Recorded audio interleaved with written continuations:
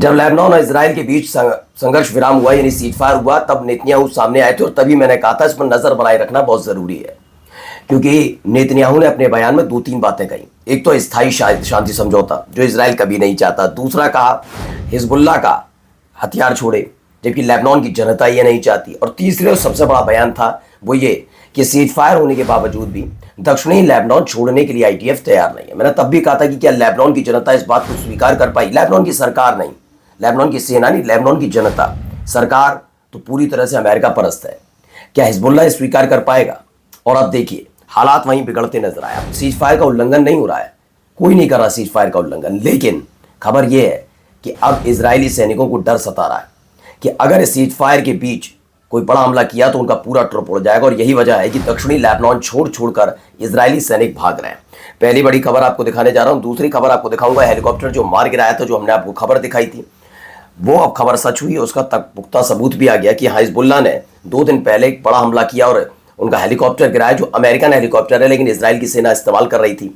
जो महासचिव है हिजबुल्लाह के बड़े नेता वो हाजी अबू हसन अल हमीदावी, वो सबके सामने आए, सार्वजनिक तौर पर नजर आए इस पूरी जीत के बाद, जहां जश्न मनाया जा रहा है लेबनान में इस दौरान। और तो और एक बड़ी रिपोर्ट निकल कर आई, और ये रिपोर्ट किसी और की नहीं, इजरायली चैनल्स की है। इनके मुताबिक जो काम अब तक चीख कर इसराइल करता था कि हमारे यहाँ वहाँ इधर उधर दाएं बाएं साएं बहुत सारे एजेंट्स हैं, इन्हें पता ही नहीं चला कि ईरान ने कब इजरायली सेना में अपने एजेंट घुसा दिए, और इसकी वजह से बड़ा हड़कंप मचा हुआ है। और भी कई महत्वपूर्ण खबरें आपको दिखाता हूं। नमस्कार, मैं हूं प्रज्वल गौतम और आप देख रहे हैं the live TV. The live TV, सच सबसे आगे। सबसे पहले एक बड़ी खबर निकलकर सामने आई, ये देखिए, 1000 of IDF troops are now either backing off or have stopped advancing towards southern Lebanon, fearing deadly ambush by Hezbollah's Radwan forces। जिस तरह से पिछले 48 घंटे के भीतर रदवान फोर्सेस, हिजबुल्लाह की रदवान फोर्सेस ने अटैक किया, जिसमें कई इजरायली सैनिकों की मौत हुई, कई कब्जे में ले लिए हिजबुल्लाह ने। दावा ये भी था कि इसके साथ साथ एक का हेलीकॉप्टर मार गिराया। खैर उसका अब सबूत भी सामने आ गया, वो दावे में नहीं रहा, वो सच बात साबित हुई। हाँ, हकीकत में एक हेलीकॉप्टर मार गिराया गया। और इन सब के बीच अब इजरायली सैनिकों को घबराहट हो रही है कि अगर एक हमला हुआ तो पूरी की पूरी फोर्स उड़ा ना दी जाए, जो इस समय दक्षिणी लेबनान में नेतन्याहू के सपने को पूरा करने के लिए जुटी हुई है।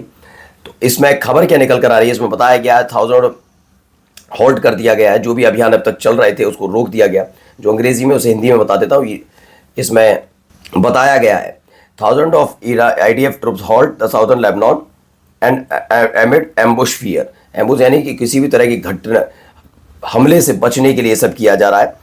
ये देखिए, हिजबुल्लाह के जो रदवान फोर्सेज है उसके द्वारा हाथ लगाकर जो हमला किया जाता है, उसकी आशंकाओं के चलते हजारों आईडीएफ के सैनिक हैं जो दक्षिणी लेबनान में अपने अभियान को या तो रोक रहे हैं या पीछे हट रहे हैं, छोड़ कर दक्षिणी लेबनान जा रहे हैं। ये पूरा इलाका हिजबुल्लाह के उसमें ही है, कंट्रोल में। तो ऐसे में खतरा लगातार बढ़ता जा रहा है, लड़ा के आगे बढ़ रहे हैं, और जो इजराइल की सेना है वो पीछे हटती हुई नजर आ रही है। इस पूरी रिपोर्ट में यही दावा किया गया है। अच्छा, ये हुआ क्यों? क्योंकि थोड़ी देर पहले भी एक खबर निकल कर आई सीज फायर से तुरंत पहले ही कि 6 इजरायली सैनिक बुरी तरह से घायल हुए, क्योंकि अब जहाँ माइंस बिछे हुए हैं उस पर से आप गुजरेंगे तो वो सीज फायर थोड़ी ना देखेंगे। जहाँ आपने माइंस बिछा दिए, सीज फायर हो गया, सीज फायर के बाद आप उसमें घुसने की कोशिश करेंगे तो माइंस ये थोड़ी ना देखते हो तो सीज फायर हो गया, इसलिए चुपचाप बैठे रहो। जब सीज फायर टूट जाएगा या कोई बात होगी तब हम फटेंगे। तो इसराइल के 6 सैनिक उसके जद में आए। एक बड़ा धमाका था, detonation of an explosive device in southern Lebanon, 2 of whom are in serious condition. बताया जा रहा है 6 घायल हुए हैं उसकी चपेट में आए, जिसमें से 2 की हालत बेहद गंभीर बताई। Israel claim Hezbollah violated the ceasefire but it was likely an IED trap placed several days ago. अब जो भी है, आईईडी आप हटा थोड़ी ना सकते हैं, ऐसे थोड़ी, मतलब करने क्या जा रहे थे आप? यानी लेबनान के अंदर घुस रहे हैं कि ये लेबनान में हुआ है, ये याद रखिएगा, दक्षिणी लेबनान में हुआ है। इजराइल में होता तो बात अलग थी। ये लेबनान पर आप कब्जा बरकरार रखने की कोशिश कर रहे हो, इसी से डरे हुए हैं इजरायली सैनिक को वापस छोड़ के। अब देखिए एक और वीडियो, ये एक हेलीकॉप्टर, ये वही हेलीकॉप्टर है जिस पर आग बरसा दी थी हिजबुल्लाह ने और उसके बाद वो गिर गया था। इसको लेकर अब दावा, Hezbollah destroyed an Israeli helicopter a video ago, the footage of which is clearly visible. देखी जा सकती है साफ साफ।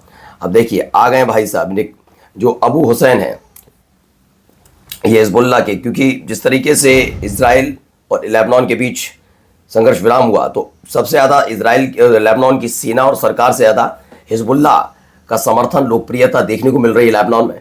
हिजबुल्लाह ब्रिगेड के महासचिव हाजी अबू हुसैन अल हमीदावी ने अमेरिका के निशाने पर आने के बाद पहली बार इराक के पवित्र शहर करबला में विजय रूप में सार्वजनिक रूप से उपस्थिति दर्ज कराई। तो ये इराक में नजर आए।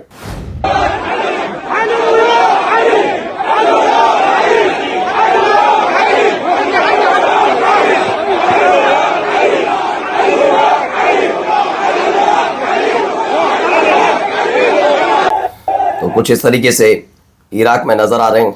अब आइए एक खबर, ईरान है spies inside the Israeli air force. Israeli channel 15 just revealed N Iranian spy network was operating inside the Israeli air force. Israel का एयरफोर्स के अंदर ईरान की सेना, ईरान का जासूस मौजूद था। क्या यही एक वजह है जिसके चलते सबसे ज़्यादा ईरान ने सबसे ज़्यादा अगर नुकसान किसी चीज़ को पहुंचाया इस पूरे 40 दिन के संघर्ष में तो एयरफोर्स थी, अमेरिकन एयरफोर्स और इजराइल की एयरफोर्स। तो क्या इस समन्वय की वजह से, इस स्पाई की वजह से सबसे ज़्यादा नुकसान अमेरिका को उठाना पड़ा, क्योंकि इजराइल को पता ही नहीं था कि उसकी एयरफोर्स में एक ईरानी जासूस है। अब जरा सुनिए यहाँ पर क्या दावा किया जा रहा है संवर्धन के लिए। بعضی از مقامات آمریکایی ذکر کردن هیچ کدومشون قابل تایید نیست. به عنوان مثال عرض میکنم خدمتتون، اورانیوم غنی شده ایران به هیچ عنوان قرار نیست به جایی منتقل بشه.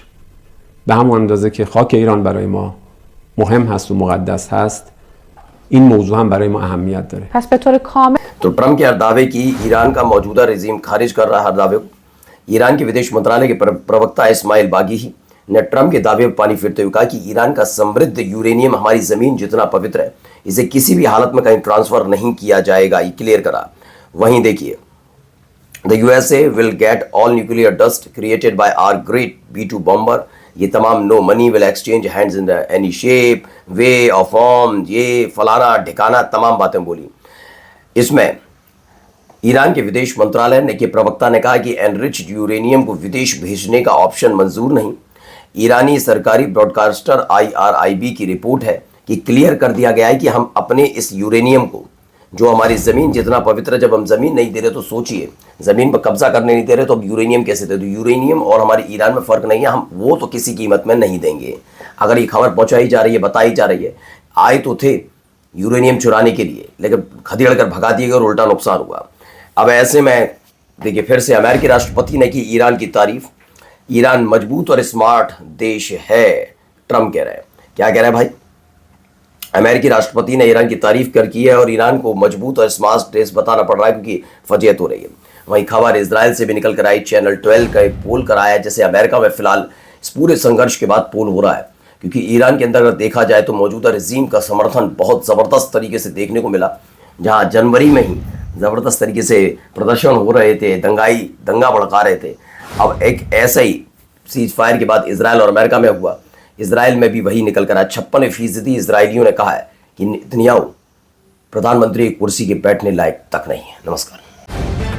द लाइव टीवी, सच सबसे आगे।